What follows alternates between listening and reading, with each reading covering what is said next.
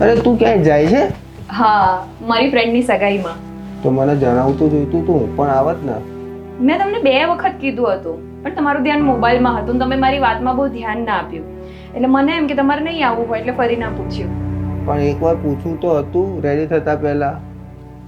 C આગળ પણ એવું થઈ ચૂક્યું છે કે મારી સાઈડના કોઈ પણ ફંક્શન્સ હોય એમાં આવવાની તમે ના જ પાડો છો, એટલે તમને નહીં ગમતું હોય એવું મેં હવે સ્વીકારી લીધું છે.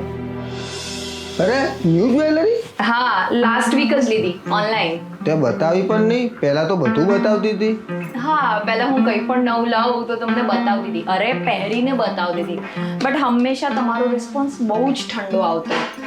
એટલે મને એમ કે તમને આવું બધું નહીં ગમતું હોય, હવે મેં એવું સ્વીકારી લીધું છે. ચાલ તને ઉતારી જવું. ના, મેં કેબ બુક કરી દીધી છે, 5 મિનિટમાં પહોંચે છે, હું એમાં જતી રહીશ. કેમ? અરે લાસ્ટ 3-4 ટાઈમથી એવું થઈ રહ્યું છે કે મારે ક્યાંય પણ જવાનું હોય ને હું તમને મૂકવા જવાનું કહું તો તમે બહુ ચીડાઈ જાઓ છો, તમે કામમાં હો છો ને પછી એના માટે થઈને આપણા વચ્ચે બહુ ઝઘડા થાય છે અને ઝઘડાના લીધે પછી મને બહુ દુઃખ થાય છે. તો હવે મને નહીં કઈ ડ્રોપ કરવાનું?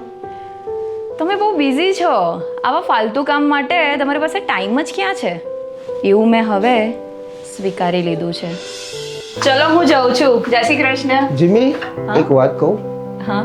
તું બહુ બદલાઈ ગઈ છે હવે. સી દર વખતે નાની નાની બાબતો, નાની નાની કેર કે જેના માટે હું બહુ જ બધી એક્સપેક્ટેશન્સ રાખતી, એ માટે બહુ જ ઝઘડા થઈ ચૂક્યા છે. પછી મને બહુ જ વિચારો આવે છે, બહુ જ દુઃખ થાય છે. હું પણ માણસ છું, નાની નાની બાબતો માટે હવે બહુ સ્ટ્રગલ નથી થતું મારાથી.